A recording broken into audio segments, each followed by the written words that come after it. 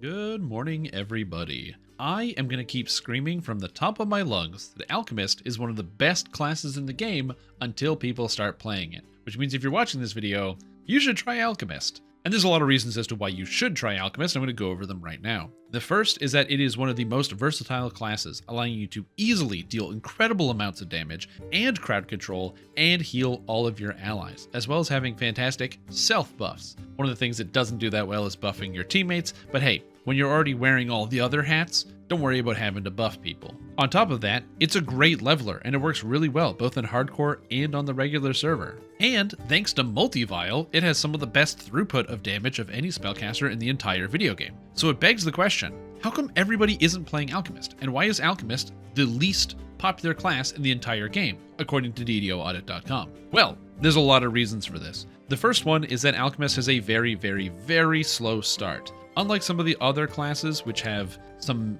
reasonable melee options, like sorcerers and wizards who can jump into Eldritch Knight, or favored souls and clerics who can just use some of the War Priest stuff and melee away when their spells are kind of slow, Alchemists don't really have that option that well. Yes, you can use the Vial Chemistry with like quarterstaffs and any simple weapon, but it's not entirely the same. On top of that, Alchemists are some of the squishiest classes in the game, not really having any armor to speak of whatsoever. So again, while sorcerers and wizards can just jump in the Eldritch Knight tree, get a bunch of free health, get some armor proficiencies so they can be a little bit tankier, Alchemist doesn't have that. Now, this doesn't mean that Alchemist isn't tanky. In fact, by the end game, you can make Alchemist with over 200 physical resistance rating without too much trouble. The problem is it's just during the leveling process. Then you have the next part where Alchemist can feel slow in terms of just even damage output. While other characters get good AoE spells, Alchemists don't really get their good AoE spells until like level 6. Sort of. You see, there's actually a trick that a lot of people miss out on. People start to think that their Alchemist is doing too low damage, it's leveling too slow, they can't manage the spell point cost. But there's actually a sleeper set of abilities that do tremendous amounts of damage in Alchemist, and those are the Inflict spells. Curative Admixture inflict light wounds, Curative Admixture inflict moderate wounds, and Curative Admixture inflict serious wounds, first and second and third level spells, all do really high AoE damage. And this allows you to pretty much decimate everywhere you go. The kobolds in the harbor, once you move on to the hobgoblins in the marketplace, and beyond. You do struggle a little bit with undead, but that's not that big of a deal because when you do happen to encounter undead, you can just cast the cure variant of these admixture spells, as well as having the vial smash spells admong other things. But definitely the early game will feel quite weak if you don't end up using the admixture spells as a spellcaster. The inflict admixtures will be a full game changer, and it's one of the reasons why usually on an alchemist, I'll grab the spell vial spell-like ability out of Bombardier, as well as the inflict wounds spell-like ability out of the apothecary tree,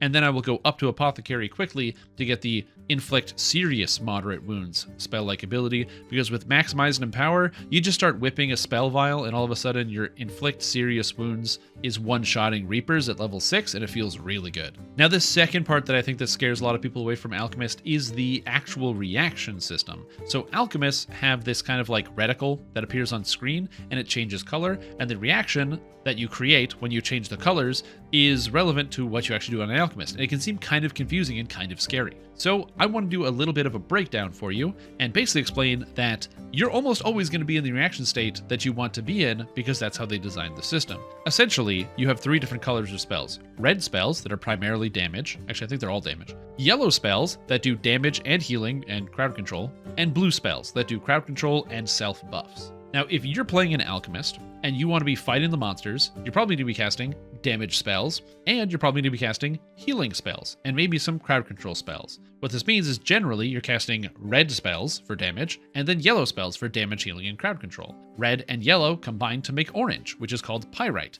And Pyrite is the Alchemist reaction state that is used with Bombardier. The end result of this being that you want to be in Pyrite, and your spells keep you in Pyrite because you just kind of add the 2 colors together, and it makes it very easy to follow.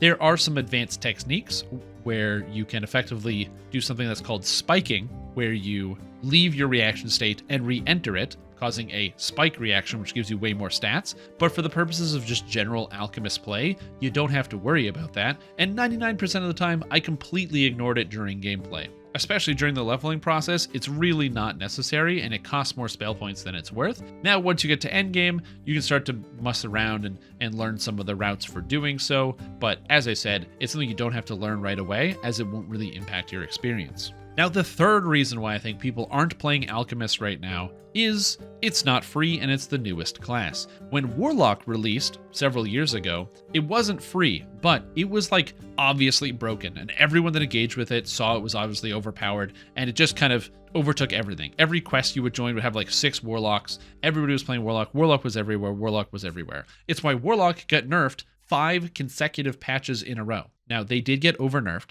but Alchemist didn't get nerfed 5 consecutive patches in a row. It got nerfed once, which was the nerf to Multivial, where they basically reduced the amount of damage that it did and increased the mana cost of Multivial. And a lot of people thought that was going to be the nail in the coffin for Alchemist. But since Alchemist's release, it has been one of the best, if not the best, spellcaster in the game in terms of damage. Alchemist has really never fallen out of favor. Some things have become powerful in the interim. Sorcerer has also always been good, and Druid has come on the rise, but Alchemist is right up there in that holy trinity of Sorcerer, Druid, and Alchemist right now, just being super duper strong. I personally played as a Poison Alchemist, and the main reason I decided to do Poison Alchemist for this character was because poison damage is actually a fortitude save as opposed to the rest of the Alchemist abilities, which are reflex saves, and the benefit of a fortitude save means if a monster has evasion or improved evasion, they can't actually reduce the damage that I'm dealing to them in the same way. However, I did level this character as an Acid Alchemist because pretty much nothing is immune to acid, so just casting the Acid Alchemist spells, as well as some lightning ones on the side, and the Inflict spells, of course. And then once I got to level 12, it was at that point that the Alchemist in the Bombardier tree gets an ability that lets you bypass immunities, and since there's so many poison immune monsters, it didn't make sense to play poison before level 12. But then once you get to level 12, you take the immunity bypass out of the Bombardier tree, and then I just went straight in on poison and cast pretty much exclusively poison spells through the rest of the leveling process. Now, one of the things that you will notice about Alchemist, and probably throughout the entire experience, is that you will have spell point issues. Alchemists, if you're not prepared, can run out of mana pretty easily. They don't get as many spell points as some of their more spell-pointed counterparts, like sorcerers and wizards. However, they can have a couple mitigating ways. One of the things you can do, as I said, is using the spell-like abilities heavily, as well as the inflict spells. But on top of that, you can also use Color Spray. If you play as a gnome, which is a free-to-play class, gnome gets access to Color Spray, and so the build here I'm going to recommend will also have it. And you can take Color Spray pretty early into the game and use it to crowd control the monsters at a relatively cheap cost and make them helpless, with which then you can follow up and kill them with your damage. It pretty much just extends out a lot of your damage spells, which is pretty nice. But there is a learning curve, and it will take some time to learn the exact balance of spell points to damage, until you get to level 23. At level 23, you use the Primal Avatar tree from Epic Destinies, and you get an ability called Evergreen. What it does is whenever you cast a spell, it has a chance to give you 100 temporary spell points. This effect has no cooldown, so you can just use it again and again and again. Every time you cast a spell, sometimes you get temporary spell points. But the thing is, Alchemist has a bunch of multi-hit spells called Multivial, and each of these spells, each of those hits, counts as a chance to give you 100 spell points. As a result, you pretty much always have the 100 temporary spell points, and once I got that, I never ran out of spell points. It was impossible. And I had every metamagic feat turned on, and I was just casting spells as fast as I could, running through R10s, casting as many spells as I could, and I just never ran out of spell points. Alchemist feels great once you get that, and even before that, it still feels really good, but you just can completely ignore the entire concept of mana management once you get to level 23, and that is conveniently in the build that I have stashed for you. Now, if you want to learn to play Alchemist yourself, you better pay attention as I pass it over to me with the build. Alchemy. Pretty much one of the best ways to play DDO is with an Alchemist, and you can do so with this build right here. It's very straightforward. It's intelligence and constitution. You don't need strength, you don't need dex, you don't need wisdom, and you don't need charisma. Alchemist is like one of the most straightforward characters to play because all you really need are those 2 stats. And look at that. Look at the defenses, the saves, the physical resistance rating. Ignore the magic resistance rating. I don't even have gear for that. But you've got a lot of good defense on Alchemist, and we're going to go into why in just a little bit here. But suffice to say, Constitution and Intelligence is the only thing you need, which is why Drow, Gnome, and Morning Lord are reasonably good, although Drow and Gnome, I guess, have minuses to their Constitution, so it's not as good. But Gnome and Deep Gnome really kind of get the job done. As far as the skills go, You don't really need too much on an alchemist. Spellcraft is the main one because it's going to give you a lot of extra damage. You want use magic device just for the convenience of being able to use whatever you want during the leveling process. And then outside of that, the world's your oyster. For me, I like maxing out Haggle for extra healing, or not Haggle, heal for healing spell power, Haggle for money. And then I also like having search and spot because with 116 search, because it's an intelligence-based skill, and alchemist just, you're going to have a lot of intelligence along the way. This just means you can search every secret door, even in the later game where doors are no longer automatically detected by true seeing. This is just still nice to have. I also like putting 1 point in tumble, so that way my character can tumble, because you don't have to do that. It's just nice. As far as the feats go, alchemists get a lot of bonus feats.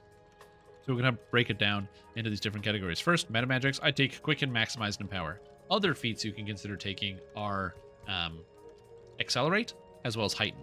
I don't take Heighten. It only affects one of the spells that I cast. So for me, I don't really care too much about, or two of the spells, I guess, for the extra DC. It is nice. It's good to have. I just didn't really see the value in taking that over some of the other stuff that I took. And also Accelerate. Accelerate basically makes it so when you throw your alchemist bottles, instead of them arcing and curving through the air, they just go straight. It's like fastball. You just pitch them at 100 miles per hour. Very useful, especially in tight corridors. I just, again, didn't feel like taking it, but you probably can if you want. And where you would probably take that is I took Mental Toughness and Improved Mental Toughness. So if you want the Fastball and the Heighten, you can take that as opposed to Mental Toughness and Improved Mental Toughness. Honestly, it probably would have been better on my build as I've taken it here, since I never run out of spell points, and we'll talk about that in a little bit, so you can definitely easily fit that in. Outside of that, I also took Spell Focus and Greater Spell Focus Conjuration to make sure I could actually hit monsters all the time. And then finally, we have some specific alchemist feats that you get to take, because they get a lot of bonus feats themselves. So first, you got to take Alchemical Studies Pyrite and Advanced Alchemical Studies. This just gives you maximum cast levels with your Crimsonite spells, your damage spells, so that's your multi-violent of the thing, so you really want that. On top of that, you also get Insightful Courage at level 8, which lets you use your intelligence for your wisdom saves. Or for your wisdom saves, for your will saves. Which means you don't have to worry about wisdom at all. No wisdom, no charisma, and you automatically, for free, at level 2 Alchemist, will get the defensive feat Insightful Reflexes. This is granted to Alchemists for free. So while other characters like wizards and rogues might have to take this, you just get it. It's kind of cool. As far as epic feats go, my character went a particular route with more crowd control and primal avatar. If you want damage, I'd recommend taking Ruin, Greater Ruin, and going up Draconic Incarnation. My character is still good damage, but just didn't go the same way. I took Intensify, Wellspring of Power, Epic Damage Reduction, and Embolden. So I got Intensify and Embolden. And I left all these, important note, all my meta magic feats are left on all the time. And I'll show you why. You might be thinking, man, it's going to make every spell cost 100, and it does. But there's ways to actually mitigate that so you don't have to worry about it. As far as the Destiny feats go, Legendary Toughness for hit points, Deific Warding, and Crush Weakness. If you don't have tomes, you can't take Legendary Toughness if you're making a character like this, because you've got to max out your intelligence, at which point you can just take another feat that gives you some extra damage. Then I grabbed Epic Spell Power Poison. And from my Legendary feat, I took Sign of the Plane of Earth, because it gives PRR, Poison Spell Power, and Conjuration DCs. I mean, where's to go wrong? As far as the spells go, I would recommend for this, just make sure you watch the Alchemist spell review that I did, where I kind of ranked all the spells. I'll link it below. But suffice to say, you want to be actually playing this character as Poison, so pick up all the Poison spells during the leveling process. You know, Vial of Acid here, Vial Smash Acid, as well as, Caustic Solvent and things like that. And as a secondary, pick up the lightning spells as well. So have like Caustic Solvent and Voltaic Induction and just kind of like flip-flop between the two. You only swap into Poison once you get to level 12, because at 12 you can bypass Poison immunity. And I'll tell you what, in the leveling process, there's a lot of Poison immune monsters, so not being able to avoid that is really annoying. But again, once you level up, then you're going to be picking up Multi-Vial. Poison Breath is amazing because it does not only a good amount of damage, but it also has synergy with breath attacks, and my character has some good breath attacks on there. And then also Elemental Combination, which not only does a good amount of damage on itself and is one of your more powerful spells, but also when you use it, it will debuff a monster and allow you to give them vulnerability stacks, so you can do more damage to them over time. So it's pretty good. Now, moving on to the Enhancement Tree, I'm using the Gnome Tree. I really wanted to. It seemed really good with this character. I have a point left over because I didn't know where to spend it. You also don't need to have 82 points. If you only have 80 points, it's perfectly fine. You would just drop 1 intelligence over this. But this is kind of like where I would recommend you go. Out of the Gnome Tree, just picking up intelligence here. You can also use Greater Color Spray, and I actually did use Greater Color Spray during the leveling process on Gnome, because the Gnome Greater Color Spray is cheaper. It's only 6 points, whereas the Fade Arc Illusionist Greater Color Spray is 11. So during the leveling process, I used this so I could spend more points in Bombardier. And then once I got to level 20, I respec'd into this layout here, where I grabbed the Bombardier, all the crit, everything else out of here. You'll notice I didn't take this augmentation for +2 catch levels. All alchemist spells have a maximum catch level of 20. No alchemist spells have a maximum catch level of above 20, which means that once you're level 20, this is useless because it can't give you catch levels because you're 20 and your maximum catch level is 20. So bringing it up to 22 doesn't help. So augmentation, not so good. So you don't really need this. I took it at 12 because it gives some extra damage, but I took it out once I got to 20. Apothecary is just for some extra stuff, intelligence. And Fade Arc Illusionist, honestly, is like 1 crit and extra intelligence as well as the saving throws. But it was mostly just the intelligence and the spell power because you pick up a lot of spell power from the cores. Each core here gives 5 universal spell power, so it's basically 20 extra spell power, which you could argue is probably not worth it. And there's a lot of other ways you could go. You could go Alchemist to try to pick up just poison spell power or something. You could go into Falconry for some more hit points. You could just go Apothecary right up here and get all of the cores. So you're picking up like the extra crit chance with spells, crit chance, crit chance, crit chance, and just have healing. Also a good option. Just this is the route that I went. Now, as far as the epic destinies go, now this is where it gets kind of complicated. Because I'm playing as a Poison Alchemist, you're really limited to Primal and Draconic, so the real question is which one are you going to use more? For me, I decided to go with Primal Avatar, picking up Mass Frog here, because I thought Mass Frog would be quite good. And it turns out it is. Being able to instantly kill nearby enemies, this was extremely valuable and a lot better than I thought it was going to be. However, the other argument is for Ruin Intensified, where you take Ruin and Greater Ruin. Now, usually I take Ruin and Greater Ruin, and I just blow everybody up with this. But I wanted to try out the other perspective and see how it goes. Now, granted, I was already spending like 40 points in each of these trees, so like 25, I was going to do the tier 4, because you're always using Dragon Breath here. Dragon Breath is much better than Carrion Swarm for this character because you don't need Carrion Swarm because your damage is very high. Multi-Vials and all your other spells just do so much damage that you just need to burst things down. You don't need that incremental damage, which is where Dragon Breath comes in, being a super high damage hit. However, Shard Storm is a huge amount of damage, and it doesn't share a cooldown with either of these two spells, so you can run it at the same time. It also is a defensive ability, so each hit from my Shard Storm is doing about 8,000 damage, so at 6 hits, that's something like 48,000 damage over the course of the duration of the spell, which is great. Although, when you're in higher Reaper difficulty, it's not going to do that much, but still, pressing a button for like 48,000 damage, who wouldn't press that, right? So, it's pretty cool. But here's the kicker. When I said spell points, you might have looked here and noticed that if all my spells are so expensive, so, actually, they're not even that expensive with everything turned on them, astonishingly. But if all my spells are so expensive, how am I supposed to maintain my spell points? And the answer is this. It's Evergreen. What this does is, while using your Mantle of Nature, which is why we use this here, the Attune the Arcane, I think, gives more damage overall, but the Mantle of Nature, this really doesn't do a whole lot for you. It just adds a little bit of damage to your poison spells, but it's this effect is what you care about. While you're in it, whenever you cast a spell, you have a chance for your spells to grant you 100 temporary spell points. There's no cooldown on this effect, so it's basically always active because your spells are multi-hit. Multi-Vial hits multiple times. Your other Multi-Vial hits multiple times. You're hitting multiple targets with your Dragon Breath. So pretty much every time you cast any spells, you get 100 temporary spell points. So your spell points very rarely go down. So when I'm running like quests, I'm just straight up spamming every spell on my bar, and my spell point bar barely goes down. So I highly recommend this if you're somebody who wants to spam on an Alchemist where they sometimes run into like mana problems. If you've ever had spell point issues on an Alchemist, once you get to 23, just take the Mantle and this. You have to be in the Mantle for this to work, and I guarantee you'll be able to cast as many spells as you want for free. It's awesome. I also grabbed some efficient meta magic here just to make my Maximize and my Intensify cheaper because I figured it would make the most sense. And then, of course, Mass Frog, because it does a lot of damage. The DCs, the Greater Thorn Cloud, I also thought was kind of good. So this is kind of how I had it set up. Also, this ability here, Pull from the Wellspring. It makes your Wellspring of Power last twice as long. Wellspring of Power is this epic feat here that gives you a whole bunch of spell damage. It's just a cooldown. You press it, you get 150 universal spell power and 20% spell critical damage. Lasting for 1 minute means you pretty much always have this when you want it, and it lasts forever. It's super useful. You don't just have to use it on bosses. You can kind of just use it whenever you feel like it, and it's an amazingly good ability, so that's why I kind of use that right there. Anyway, outside of that, you don't really have any other options for Poison Alchemist. Obviously, if you're a different type of alchemist, oopsie, you have some other options. You could be a Magus of the Eclipse if you're like cold, and grabbing some of the stuff in here.